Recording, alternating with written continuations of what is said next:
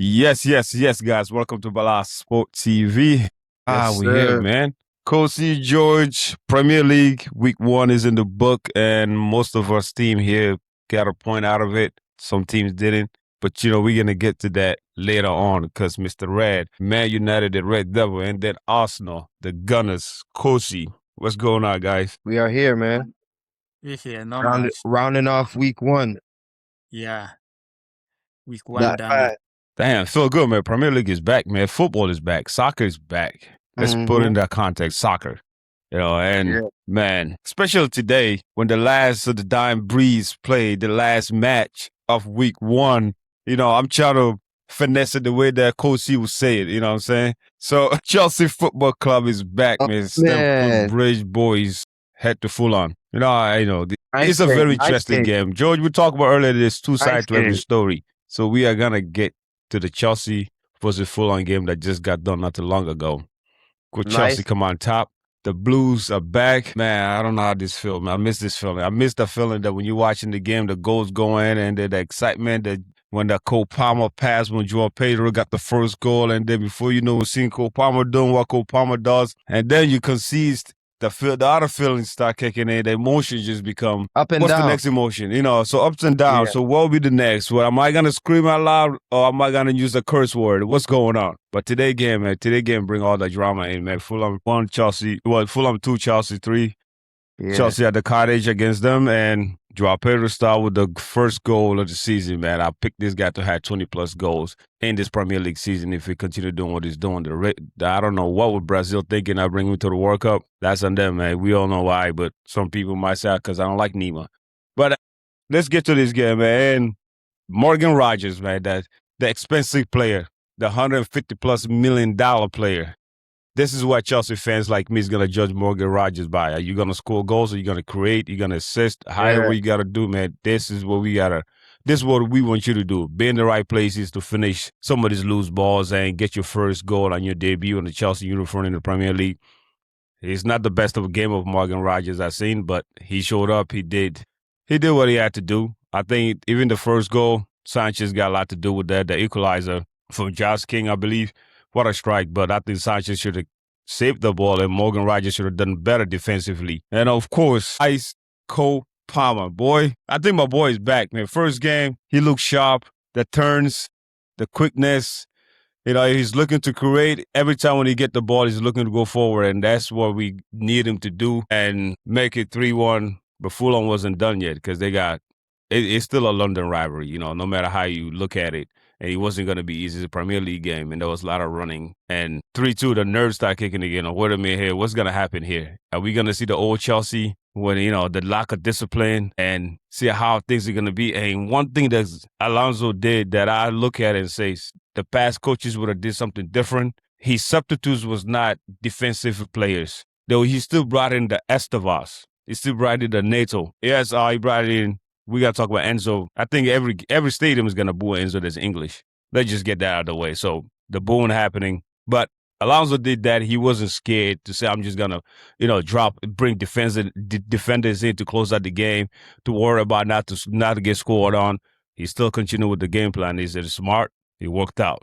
That's all that matters, man. He got his first win as a Chelsea head coach. Now, fellas, let me start rambling about the best team in London. Let me hear you guys' take on this, man. I'm going to start with the team that they had no points in this week one match. Manchester United fan, my brother George. What are your thoughts on Fulham versus Chelsea? Boy.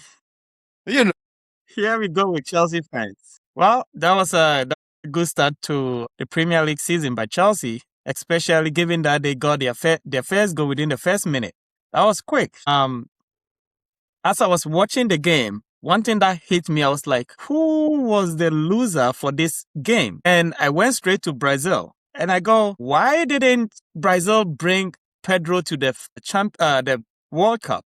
Like, he is the typical number 9. He has strength, and now he's added finesse to his game in terms of scoring in front of goal. His goal was really, really exquisite and nice, chipping the ball over the goalie. You have to give credit to Chelsea. They look comfortable in possession in the first half. But there's still some things that they have to work on as the season progresses. Fulham got a lot of spaces behind the defense that they could have finished, but they couldn't.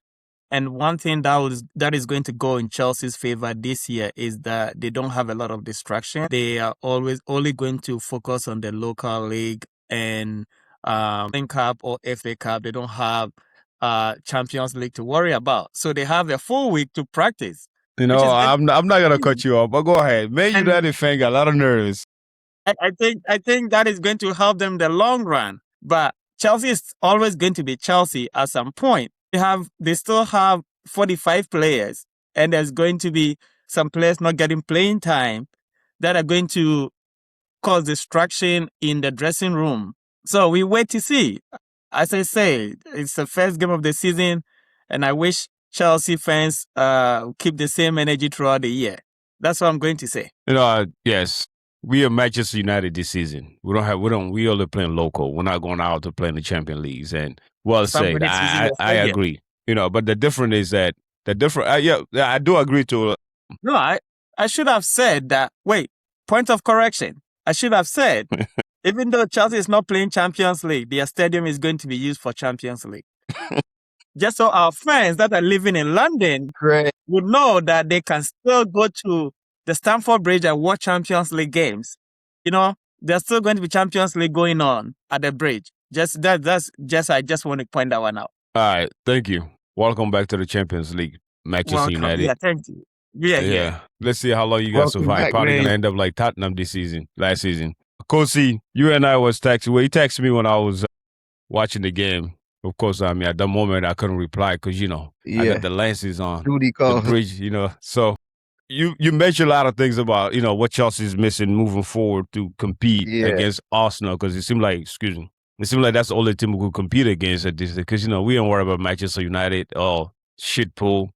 So we got to focus on talking about Arsenal Football Club, man. Yeah, so you've seen us in the first game today. What was your thoughts and the things that Chelsea need to work on moving forward? And your thoughts on the game, please. Good game, entertaining game. Chelsea had control for the most part. The thing that stood out for me as soon as I started watching the game was the formation that the coach is playing, which is the 3-4-2-1 or the 3-5, however you want to put it. But it's a 3-4-2-1. So I think the team they're picking up quickly on what Xabi Alonso wants to do. Having Reece James in the midfield really helped out. You also have the players like Gusto and Achampong. These guys are sliding in where they can when the pressure is on. It looks like they still have some little rough spots to work through when they're being attacked. Like George said, you have those three attackers. They're gonna have to defend. That's a little rifts they have to work through during the game because Fulham put pressure on them, and sometimes some of the players were on an island a little bit. Hacho had a good game for me. He played pretty well. But, it's still Sanchez, your boy Sanchez is giving change like he works in the grocery store, man. I don't know. That seems like the last missing part. Otherwise, your front three look good, but that last guy in the goal, he's a shot stopper, but sometimes he has the easiest save to make and he doesn't make it. And I know that was a problem last year also when we played them. So, it looks like Chelsea, they will improve. Cole Palmer looks much more inspired now playing alongside the likes of Morgan Rogers and João Pedro because now he knows that he has those guys that are up there with him to once he creates something, he doesn't have to really think or have to think to what I'm going to do with the ball or I'm going to have to pull an extra dribble. He knows those guys space the field for him. Look a lot more fluid today, and he looked a lot more inspired. Like more last year, he didn't really look, after a certain time, he looked like he didn't have any inspiration, but right now, it looks like it's there for him. So yeah, good game for the top three for sure. So again, for me, it's just that last piece in the goal, but otherwise, it looks like they're ready to work with what the coach is presenting to them. So we're gonna see. We're gonna see we're gonna see as it progresses. Fulham, they had a right game. King had a good game. Yeah, it looks like they're also their coach. They're bought into what they have to do with not a lot. They didn't, they don't have any big names sticking out at you. They got the signing from Real Madrid and Oscar Bob. So they played it right. But Chelsea, They look like they're inspired to, get after it. Yeah, definitely, man. I mean, I'm not gonna get. Let me get back to a little bit of where George want me to get to, because he's a Manchester United fan, right? So let me get to a little bit of the level. Yes, this is a premature game, we could call it, but it was offensively it was a great game plan, and we got the players to do so, as you mentioned. And defensively, I think we do have a problem because we can't sugarcoat this. And three in the back. The three in the back, we see a little bit of us in the middle. In the middle of this game, we see a lot of holes that Fulham could have just capitalized and do damage, basically, just capitalize, But, and again, Caicedo was not in the middle, right? I get that. And if Caicedo was there, I don't know if we was going to play that 3-4-3 or not. But, yes, defensively, we got a problem. And the goalkeeper, Sanchez, man, I don't know. Last year, he gave out, 52 goals, if I'm not mistaken. And, yes, there's defenders there. But at the same time, it's like, we got to go get a new goalkeeper if we want to compete. Because I think that, I'm going to say this here today, man, and this is not me being overhyped, George. I think Chelsea, because of, like you mentioned, they only could play local, is the only team that could fight against Arsenal right now. Because of that reason that we only playing, just the Premier League and whatever because everybody else got to go to Champions League. They got to do that, and they're all trying to figure things out as new head coaches. So we got to do something with the defense. We can't be giving up open, we give Fulham so many opportunities to score goals today. Yes. And I think other teams would have capitalized on that. And Fulham didn't. So offensively, we're capable of scoring. And we can't say every game we got to score 3 or 4 goals. Because playing against Arsenal, we probably going to score 2 goals and win the game. But I'm not saying that, we're going to score 3 or 4 goals because Arsenal is one of the best defense in the league. That's what they're known for. And they are very organized and tough team to play against. Manchester United is United versus Chelsea. Anything can happen. That's the way it goes with this game. City, probably. But we got to do better defensively. What do you think, George, and your final take on thoughts on this game so I could talk less and ask more questions? I think for the thing with the 3-4-2-1 formation is that if going forward, you have a lot of attacking options going forward. But if the other team transitions, your wing backs have to sprint 60, 70 yards to recover. With that being said, I think as I said earlier, the advantage is that Chelsea will have time on the practice field to practice how they can perfect the system. If they get it together, I think they are going to be a dangerous team going forward because they can score a lot of goals and they can attack with more numbers going forward. The flip side is I don't really trust the 3 center backs because they lack leadership at the back. If Chelsea had one experienced center back like Thiago Silva at the back that was marshalling the back line, that would give me some confidence with their back line. But given that 3 players over there, it's more of we are athletic, so we are going to try to use our strength. We are going to try to use our pace. But if you watch Fulham's first goal, where the guy shot the ball from, he didn't even give the defense a chance to recover, and the goalkeeper didn't even have the chance to recover in the first post. I think deep in the second half, Robinson, the American international, got a 1v1 with the goalkeeper. Yes. He tried to lob the ball, and the ball went outside. It was a long ball that went behind the defense. Yep. And Sancho was standing right there like... Yes. So there are holes in the back line that with time, and given that they will have a lot of time at practice to fix it. One of the things that if I was to encourage Xabi Alonso to do is to find the 18 best players that he's going to work with. Or ignore any player that is not going to contribute to your system. Find the 22, 23 players that you are going to work with and that can work for it. Perfect your system. If he comes in and he tries to experiment with what he's doing, let's put Pedro on the wings, let's put Estevao here, it's going to backfire for him. Because regardless of how you are looking at it, every single player wants to play. But also, I get that every single player wants to play. But with this Chelsea roster, I love the fact that they got, especially the attacking players, they got to compete for the position now. That is true. Pedro Neto, he doesn't have that, Go ahead. What comes with competition? What comes with competition? I mean, but also, It's up to the head coach. That is what I'm saying. Right. Find the 18 outfield players that you are going to rely on, and at most 23 players that you are going to rely on, and say, okay, this is the guys I'm going to go with. If you are not in this, you can pretty much practice with the B team or the junior level team.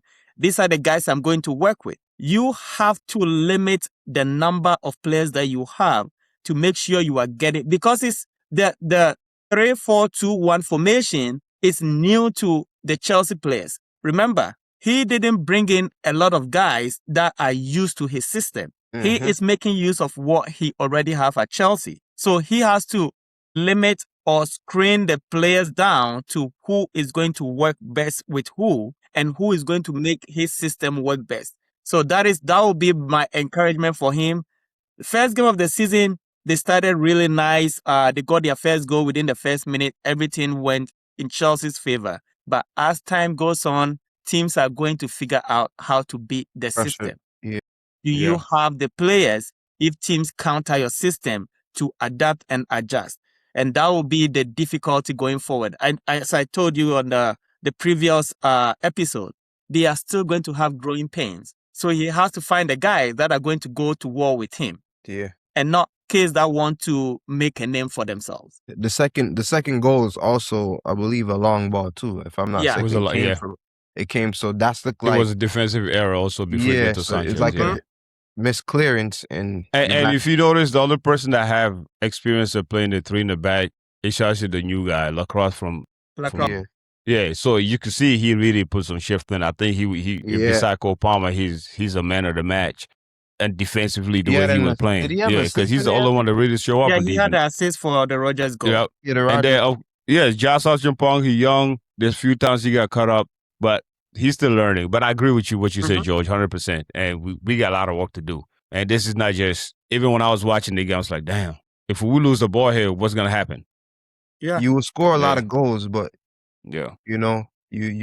you're top heavy, man. All right, fellas, man. Let's move to Sunday. Sunday's drama, man. Sunday give us drama, comebacks. Drama. And absolutely something to be impressed with. And some teams just weren't ready for the first game of the season, man. Brighton didn't just beat Villa, and they destroyed them. They destroyed them in the first half, 4-0 against Aston Villa. Aston Villa got exposed. Aston Villa is not ready. A lot of their players are gone. Got rid of all the players. George, I think you picked this score to happen. You picked this game to be Brighton. Yeah. I don't know. I don't want to pick, by the way. You nailed every pick that you picked. We are, both of us picked Liverpool, and then you picked the draw. So talk to me, Villa against Brighton. Damn, can Villa bounce back this season? Can they have any, I don't know what to say, because Emery's a great head coach, and he's in the position again where he got to feel like he deserves better. Mm-hmm. Or is it, what's going on? I think it's more of the shock of them losing all these players. They're trying to figure out how and why, even though they're making the money from selling these guys, but you have to find a replacement for them, right? And no team lost that many starters in their first 11 from last season than Aston Villa. And remember, they are also in the Champions League. But now their top striker, I would say he's their top striker, is thinking about leaving. And after the game, they asked the coach, where is Watkins? And he goes, he doesn't know. The only person that can answer is the player. So that means that they don't have, trying to find the right word here without being offensive. The team is not working together right from the beginning of the season, right? So now it's going to be for Aston Villa to find their feet and be able to move through the season. They have to understand that losing these players is going to have effect on their team and how to limit the damage control. Because the first half, it was like pro players against amateur players in the first half. They were all over the place. They couldn't swing 3 passes together. And every attack was resulted in a goal. The defense was nowhere to be found. The midfield were nowhere to be found. Their strikers, 0, right? It took 45 minutes for them to get even back into the game and just to connect some passes. So for me, Aston Villa, I have always liked them from last season, but losing that many players and also the possibility of losing your goalkeeper is going to have a massive, massive implication on them. And the first game is not a fluke. If you watch the game, they have to find ways to limit the damage and be able to recover from all the losses that they've experienced this year. Sometimes for teams like that, the money is good, but the money is not everything. And they're going to find out the hard way. Leicester City sold all their players for big money. And what happened to them? After 3 seasons, they were back in the championship. And now they are going down to League One and they keep going down. Sometimes the money is good, but sometimes the money is not all of it. Yeah. Right? So they just have to find a way with the money that they got from selling Rodgers, from selling Tillman, just to find some replacement, even if it's from the championship or from another league. Just find somebody that will come in and just, if not produce at the same level, at least close to the level that the team was last year. But that was an expected result for the first game. Yeah, and not to cut you off, George. You see how much players Brighton has sold from their team over the past 2 seasons, and look, Mitoma's not even there on that game, and look, they still have a playing style that when you go to play them, they're not gonna play around. They know what they have to do. So, but they rely more on the academy. Yeah, and their academy is producing players as well. So it's just it's good to see that they're still able to come out and do something like that versus a team that like Villa that is in the Champions League, even though they have sold most of their players. And where was their 17-year-old striker? Where is he? He's also injured. That's what I heard. Yeah. Okay, so all right. Yeah, that's right. Baby Lukaku. He's not there, but yeah. So what does this say? What does this say about Brighton? Are they actually a serious team to consider? No. Brighton understand how to play the league and survive the league. Yeah, they're playing their part.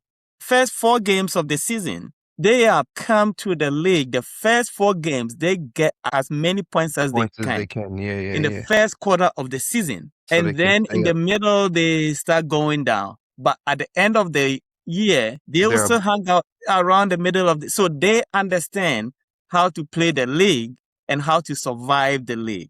Yeah. I think that they are going to stay in the league for a long time to come, because other smaller clubs lose a lot of games at the beginning of the season. And even if you look at it, I know we are going to go over the other games, but the top 6 teams, Arsenal is the only team that had a comfortable win. Everybody had struggled and they found a way to win, but it's not going to be like that throughout the year, right? But the smaller clubs losing the first couple of weeks probably will not be good for them getting to the end of the season, because they have a lot of grounds to catch up on. As compared to a bigger club that is losing the first couple of weeks, they were going to be fine because they are finding their feet. So Brighton understand that. And every year when they come to the league, the first few games, the first 10 games of the season, they try to gain as much points as they can, because they know that when it gets to the latter part of the season, everything turns, the table turns on them. By the time it gets there, they are within the 8, the 7, the 10 to the 10th position, and they will survive it. They just gotta survive. They have found Brighton and Brentford, I would say. Yeah. Yes. And they Bournemouth. Found a way. And it used to be Crystal Palace used to be the same way. Yeah. They used to. Last year they struggled a little bit. Yeah. So Brighton, I think they are always going to hover in the middle of the table and try to qualify to Europe, but it's not something that I would say they will be in top 4. Yeah, they don't got the depth for that. Yeah. So for Villa fans out there, don't blame the red card, man. Brighton would have already running away with this game. This game would be over. So let's move on to the next game, bro, man. Portman had City sweating for long stretch of that game, but City escaped, man. That's what great teams do, I guess. They still feel like the City when it comes to understanding when to step up, when to do what they need to do. City come back and beat Brighton 2-1. Did those goals win in like in 10 minutes stretch, if I'm not mistaken? I know Mike Hughes scored the one and then 84th and the 90th. Yeah, so 2 late goals. I know Bournemouth fans thought they had this though, and it would have been a good win for them. Of course, you got to City come back and win it. when your boy get off the bench. Cherky. Yeah, Shirky could play, man. That man know how to play with that ball, man. He loved that ball. I believe he Talk has to to me. take his game a little bit more serious and be a little bit more disciplined. That's what it seems like for him, because when he's effective, he can be effective. But he has to, I believe if you can do something like that, there's a reason why you're not starting. You need to be a starter every week in the coach's eyes. That's what I believe. And in France, he has a lot of competition. When he comes back to City, it's his second year, and he comes on and makes an effect like this in a matter of minutes. You want to see more from him on more of a consistent basis, and none of the juggling in the middle of the game like we saw last year, So, but it was a good display for City to come back and get that first win under their new coach, I guess. Bournemouth is a team that's going to play you to the end. Tavernier had a great goal. Well, yeah, Gay and Guardiola, again, nice little, you got fine Gay. He missed an open net, by the way, right in front of the goal. So for him to score, he had to redeem himself. Guardiola, when the team is attacking, he finds his way to be a second striker. Haaland kind of missing in this game. I don't know if it's the haircut or what, but, he wasn't really getting the chances he wanted to get. Again, hats off to Bournemouth, and I think City are still looking for. Again, Rodri is gone, so you can really tell that they need some kind of stability in the mid. I mean, their new signing Anderson is there. I think they still need a player with some, like a veteran, more of a battle-tested player to really come in that midfield and marshal some things, because it looks like they're still searching for what 11 they want to play with. Marmoush is leaving, Savinho is leaving. Those guys weren't really in the 11, but, sometimes they would come in, especially Marmoush. So, no Doku. Semenyo's kind of a slow start against his old team. So it looks like Man City's still looking for a kind of identity that they want to go with under this new coach when they're playing with an 11. I don't know if he knows what 11 he really wants to go with. But again, they pulled out the win, but it still looks like they want to find a 11 that is going to be suitable for them. They were kind of searching there. George, City, another City story. Yeah, I think I was expected in the first game. That's the part of the growing pain. If you start a game with Gay playing in the middle of the field, then it's more of trying to find a balance and not lose the game. One of the things that happened in the City game I was watching was, I think midway through the game, Anderson was grabbing his shots, and I'm like, this guy is not ready for the season yet, because he didn't have any preseason. And then later part in the game, he had to come out because he got a muscle injury. Mm-hmm. So I think City, like I said, most of these teams are going to have the growing pains at the beginning of the season. And the fact that a lot of these players are coming back from the World Cup without a preseason is going to take a toll on some of these teams. But at the end of the day, City found a way to win, which was the most important thing, right? Mm-hmm. They figured out how they're going to win this game.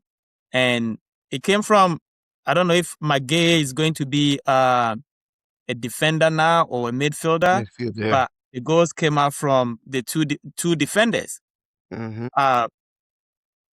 When you look at, or when you watch that game yesterday, City was still dominant like they used to, but they didn't have a lot of cutting edge like they under Pep Guardiola.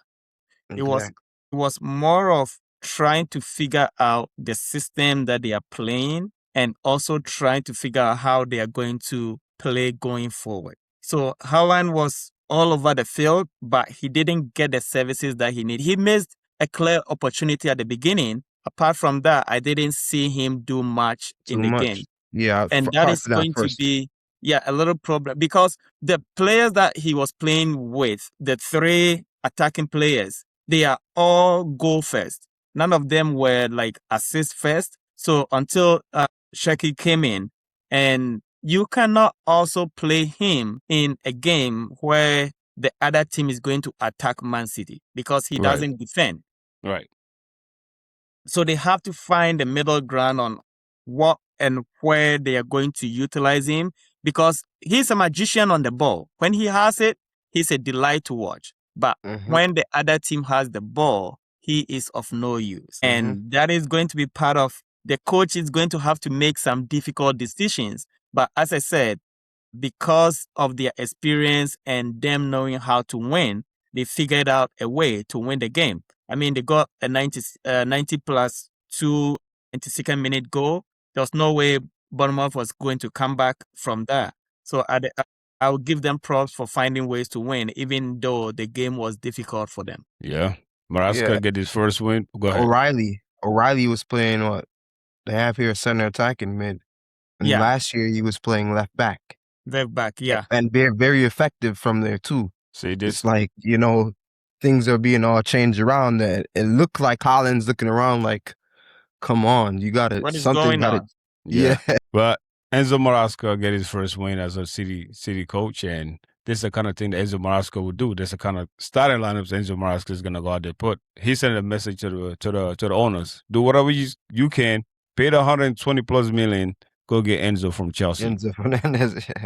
I mean, because this is what this is all about, bro. Like, Enzo Maresca got his ways of doing things, and he's a stubborn dude, and he knows how to send a message. So City come up with the money. Enzo, love the dude. He's a great player. But if he wants to go, this is Chelsea. We don't need nobody that don't want to be here. So, but that was a good win for them. But moving on to the game of the day, though, Sunday, I think it was the Newcastle were second away from taking all 3 points. And the Liverpool at a 99-minute PK. Man, I don't know what Lewis Hall was thinking there. I think that was a bad decision. He should have never. But who am I to say, right? Yeah. And again, so kind of tough one, but he it is committed too much. Right. And then for me, I think it's a PK. But I'll let you gentlemen. I don't mind, deferring to the gentlemen to tell me though, man. Was that because that's a lot of question that Newcastle fans will ask, that it was a soft call. Was that a PK, George? That is going to be the conversation this season. We've been talking about the World Cup, the controversy of VAR and all that. That conversation is going to carry on throughout the EPL season. So the same event, they gave a PK against Newcastle. Don't be surprised next week, the same thing will happen and the referee will look the other way. Whether we agree it's a PK or not, there was a little contact. Was it soft? Maybe, but there was a contact in the box. My only concern is this going to be a consistent call going forward? And that has been the struggle for EPL fans, is that what point do we get the consistency from VAR, the consistency from the referees? If you are going to call this in a game, especially 98 minutes in a game, and you call that a PK, are you going to call that in the 2nd minute of the game? Are you going to call that in the 30th minute of the game? Is this going to be the consistency going forward, right? So we can debate on it whether it's a PK or not. There was a contact, it was soft, the referee made a decision, the VAR agreed with him. The only thing is, are we going to be consistent in these calls? And going forward, are we going to be seeing the same calls no matter the stage of the game it is? The other thing is, we can flip it. If that happened to a Newcastle player against Liverpool, would they have called it? And that is the frustration for clubs like Newcastle fans going home and watching the game, and they're going, okay, if it was the other way around, would we have gotten the PK? Yeah, so the question is not whether it's a PK or not. The question is to be how consistent VAR is going to be. Is that a penalty for everybody? Everybody. And how consistent are these referees going to be going into the season? So we don't have to be arguing, this is a PK, this is not. You have to be consistent. Whether it's a soft touch, whether it's an aggressive touch, are you going to keep calling this ball? Are you going to keep calling this a PK going forward? That's a great point, George, especially knowing that it's VAR that's involved. It's not like we could say, each game is a different referees, but the video, if I think VAR should lead by the same rules, because they're taking the human error away from the referee. So lead by the same principles. I love that. And Kosi, what do you think? Yeah, I mean, I think as a player, you got to be very careful, especially these days, committing to a tackle like that. And to save yourself, commit to blocking the ball or don't letting him, not committing to trying to stretch or he wasn't even stretching. It was kind of like a knee kind of contact or anything, but you have to be there to basically stop him from running and keep him in front of you. Once he gets to on the side of you and you do anything, you know it's going to be controversy. So, and this is against Liverpool. You got to do anything. You have to do everything to protect the lead here. I don't care who you are. This is the first game. Y'all about to beat Liverpool. It just can't happen. You can't leave any space for any gray area. But like George said, if it's a penalty, like they said, it needs to be a penalty for everybody. And I think that's how I see it that's just how it should be. You know, if that's a penalty there, the only way we're going to be able to judge this now is the next one when it happens. Mm-hmm. You know, that's the only thing I can say about it. Because to us, it's here, it's kind of here and there when you look at it. But again, they have their system and it's VAR. Again, it's kind of a touchy subject still when we talk about the EPL, you know. So yeah, other than that, I think Newcastle, they had the game in their hands easily. I mean, Liverpool looks like they're gonna have some struggles still. That back line, their midfield, Ilanga, blistering pace, great goal, and Willock. So other than that penalty, I think Newcastle, they lost Tonali, but they didn't really, I mean, against Liverpool, they don't really look like they fell too much off the mark there, you know? They came to compete and, you know, well, against Liverpool, that's a good first showing. So yeah, that penalty, we just need to see it called on a consistent basis if that's a penalty. Yeah, I wish Solo was here to answer that question. I know, right? Yeah, given that Exactly. I was exactly. Liverpool guy, and he has his issues with VAR. Right. But just to add to what Kosi said, I don't really think Newcastle is going to go all the way. But watching the game yesterday, I thought Liverpool missed the one guy, the Egyptian magician, on the game. And then I am looking at reading the stories of if Cody Gakpo is going to leave. And if he does, the question becomes, where are the goals going to come from? I mean, I like Isak, but no service. First season at Liverpool didn't live up to the expectation. I mean, you can give him all the excuses. He got injuries, but even the game yesterday wasn't all that. Wing. See, because it is a big difference with Isak being in Liverpool. Because in Liverpool, you got to play with. They're not playing for you. Mm-hmm. You see, so like that becoming very tough now for him, because you could see when he Newcastle, everybody was playing for Isak. They're willing to give him the ball, and he was on top of his game. But at Liverpool, you got to stop playing with these guys. How you play with them, and that's going to be the question moving forward, man. But guys, man, you guys killed it though. And one last thing that the coach is going to experience is that when he was at Bournemouth, they were playing with what? High press, and sometimes they play at a low block. When you come to Liverpool, the teams that you are playing against are going to play on a low block and counter-attack you. And Liverpool struggled a lot yesterday. Every time Newcastle were on a counter-attack, every time they played Elanga behind their defense, they struggle. So I am more curious to see how they are going to adjust their back line, whether they will have to let them stay home or they will keep attacking like they did yesterday.